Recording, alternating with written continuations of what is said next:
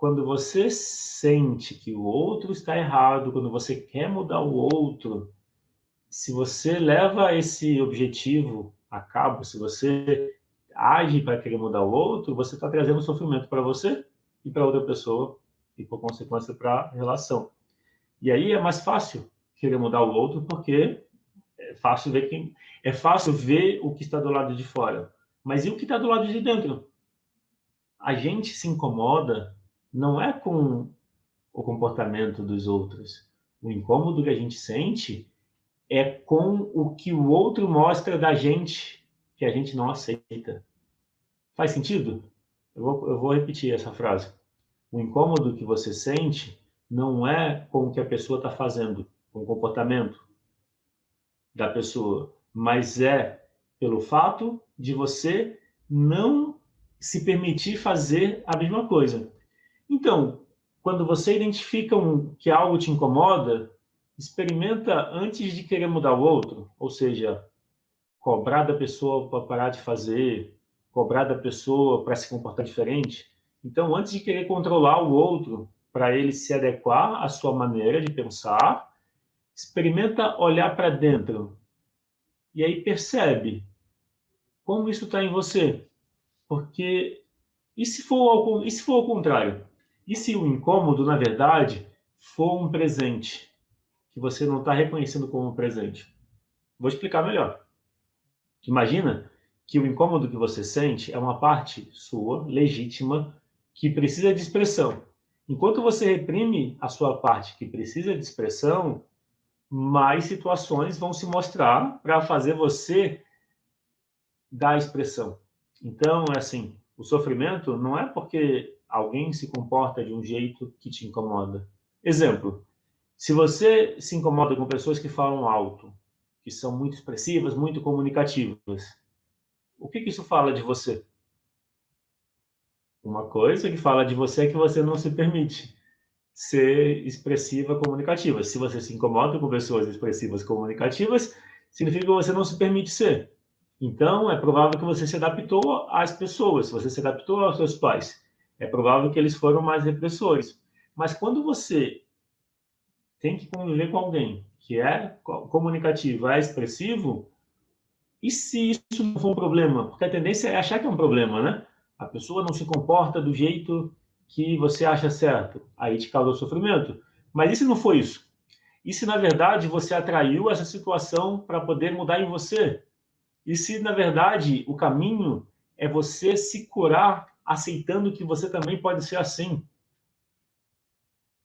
Faz sentido o que eu estou apresentando como reflexão? Então, respondendo a pergunta da Cláudia, quando você se incomoda com o comportamento de alguém, você não precisa fazer igual. Você pode ter um julgamento de que o comportamento é errado, mas partindo de um comportamento que não seja errado. Por exemplo, a princípio, falar alto, ser expressivo não é errado, incomoda os outros, tudo bem, mas a princípio não é errado, não fere ninguém. Você tem vontade de falar alto, por que você não vai falar alto? Se não é depois das 10, se não é no momento em que as pessoas querem dormir, por exemplo, por que você não pode ser você mesmo? Então, estou considerando um comportamento que não necessariamente prejudica os outros. Por que não se permitir ser expressivo como você gostaria? Então, e aí o que eu estou propondo é, quando você se incomoda com algo, experimenta olhar para dentro. A primeira reflexão é, aquilo que te incomoda é aquilo que você não aceita em você. Faz sentido? Isso é lógica. A lógica é, aquilo que me incomoda é o que eu não aceito em mim. É sinal que, na minha infância, eu não pude ser desse jeito. Então, se meu pai foi repressivo, e não me deixava ser comunicativo. Então, reprimia quando eu estava gritando, fazendo barulho ou quebrando as coisas. É normal que eu fique mais reservado. E aí, quando alguém que é mais comunicativo aparece, eu vou me incomodar. É normal. Mas por que não me curar disso? Por que não me permitir também ser expressivo quando eu quiser? Ao invés de apenas querer me adaptar às situações, por que não me expressar mais? Porque o lado expressivo tem a ver com a nossa confiança.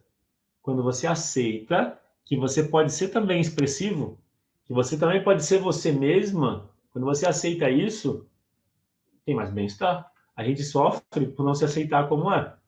E aí, na relação de casal, quando você quer mudar o outro, significa o outro está te mostrando um comportamento que você não aceita em você.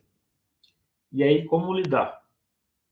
Então, de novo, eu estou apresentando um olhar que é assim: você não precisa aceitar todas as coisas, mas aquelas coisas que te incomodam e que você já tentou mudar na outra pessoa e não consegue, experimenta tentar dessa forma que eu estou propondo.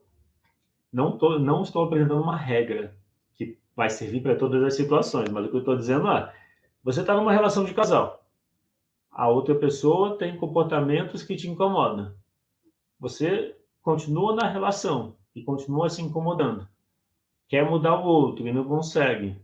Por que não experimentar aceitar em você aquilo que você não aceita no outro? Pode ser um caminho. Normalmente é o que se trabalha numa sessão de constelação familiar, quando alguém traz esse tema, que é a dificuldade com uma pessoa que se comporta de um jeito, exemplo, bebe demais, não arruma casa, não dá, não conta para onde vai, ou seja, exemplos assim. Se você está lidando com isso e está sofrendo, experimenta aceitar em você, experimenta fazer igual. Quando você segue um caminho assim, é uma forma diferente de lidar. Então, eu não estou apresentando regras que funcionam para todas as situações, porque o caminho principal é você se guiar pelo que você sente. Então, como você se sente na relação de casal? Aquilo que te incomoda, como o que te incomoda está em você. E aí, se você escolhe aceitar o que te incomoda, aceitar em você o que te incomoda no outro, é uma oportunidade para você se curar, para você levar a aceitação para você. A Eunice perguntou: essa dificuldade de aceitar o outro seria algo que eu não aceito em mim? Isso, exatamente. Exatamente. E o que você. Eunice, se você quiser comentar, esse é um caso que você tem, que você vivenciou, mas é isso. O que você não aceita no outro é o que você não aceita em você. Daí não adianta querer mudar o outro, porque vai trazer sofrimento para você e para o outro. Qual é o caminho? Aceitar em você, mas aceitar o positivo. Você não precisa agir igual. Então, se alguém. Então, por exemplo, geralmente quem tem casos de alcoolismo na família, que o pai, tio, irmão, etc., pessoas da família foram alcoólatras, tem, vamos dizer, uma grande possibilidade de se relacionar com alguém que também é alcoólatra. Por que será que essas coisas acontecem com alguma frequência? De novo, não estou falando de uma regra, mas é algo bem frequente.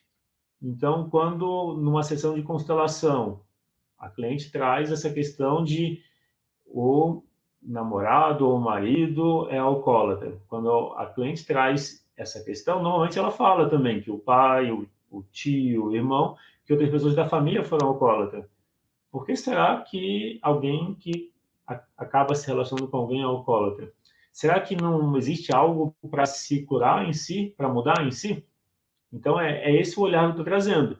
Geralmente, por trás do alcoolismo, tem pessoas excluídas na família, pessoas que não são vistas, destinos difíceis, tem tristeza, tem sofrimento. Então, onde você muda? Dentro de você. Quer ajudar o outro? Então, trabalhe dentro de você a sua tristeza.